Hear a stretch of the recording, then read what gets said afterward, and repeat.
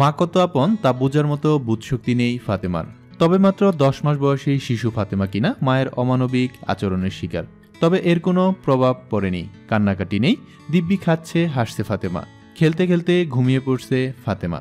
ফাতেমার চাহিদা পূরণের চেষ্টার কোনো কমতি রাখেনি ঢাকা মহানগর পুলিশের women support and investigation centre.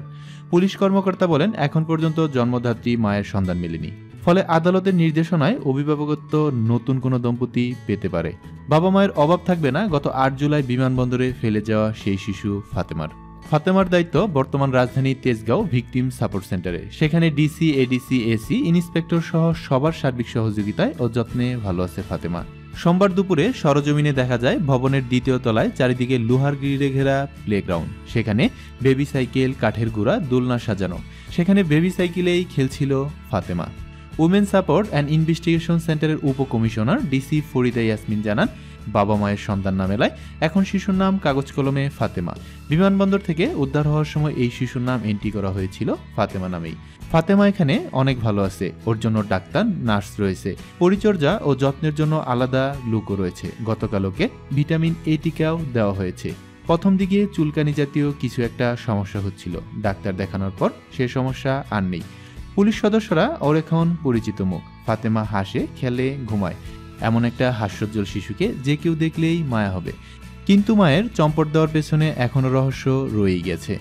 জানা গেছে, গত 8 জুলাই জর্ডান থেকে বিমান বাংলাদেশ এয়ারলাইন্সের একটি ফ্লাইটে দেশে ফিরে জয়দেবপুর নিবাসী স্বপ্না বেগম।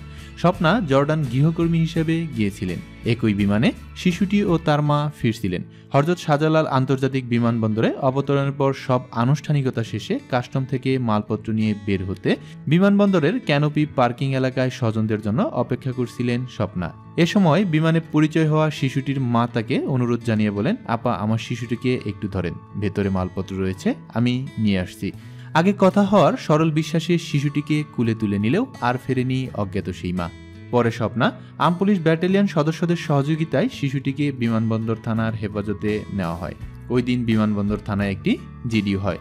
এরপর শিশুটিকে রাজধানীর তেজগাঁও ভিকটিম সাপোর্ট সেন্টারে পাঠানো হয়। গত 25 জুলাই হযরত শাহজালাল আন্তর্জাতিক বিমানবন্দরে ফেলে যাওয়া ওই শিশুর প্রকৃত বাবা মাকে খুঁজে বের করতে ঢাকার শিশু আদালতের বিচারক হাফিজুর রহমান পুলিশকে নির্দেশ দেন। আগামী 9 আগস্টের মধ্যে শিশুটির প্রকৃত বাবা মাকে খুঁজে না পাওয়া গেলে বাছাইপূর্বক কোনো দম্পতিকে শিশুটির দায়িত্ব বুঝিয়ে দেওয়া হতে পারে বলে জানিয়েছেন আদালত সূত্র। উপকমিশনার ডিসি ফরিদা ইয়াসমিন বলেন, কোনো মা তার সন্তানকে ফেলে চলে যেতে পারে বলে বিশ্বাস করা যায় না। তবে হয়তো এমন কোনো সমস্যা তৈরি হয়েছিল যে কারণে ওই শিশুকে নেয়নি তার পরিবার। আত্মীয় স্বজনদের মুখোমুখি হতে সমস্যা হচ্ছিল। এমনও হতে পারে যে শিশু কিংবা ওই মায়ের জীবনে কোনো ধরনের হুমকি তৈরি করতে পারে ভেবে মা শিশুকে রেখেই চলে গেছেন। আমরা আদালতের নির্দেশনা অনুযায়ী যত্নেই দেখভাল করছি ফাতেমার। আগামী 9 আগস্ট আদালতের নির্দেশেই অভিভাবকত্ব বদলাবে ফাতেমার। আগামী 9 আগস্ট আদালতের নির্দেশেই অভিভাবকত্ব বদলাবে ফাতেমার। দর্শক, ফাতেমার এই পাষণ্ড মা সম্পর্কে আপনার কি মন্তব্য? অবশ্যই নিচে কমেন্টস করে জানাতে ভুলবেন না। চারিদিকে ঘটে যাওয়া সব খবর সবার আগে পেতে আমাদের চ্যানেলটিতে সাবস্ক্রাইব করে সাথেই থাকুন।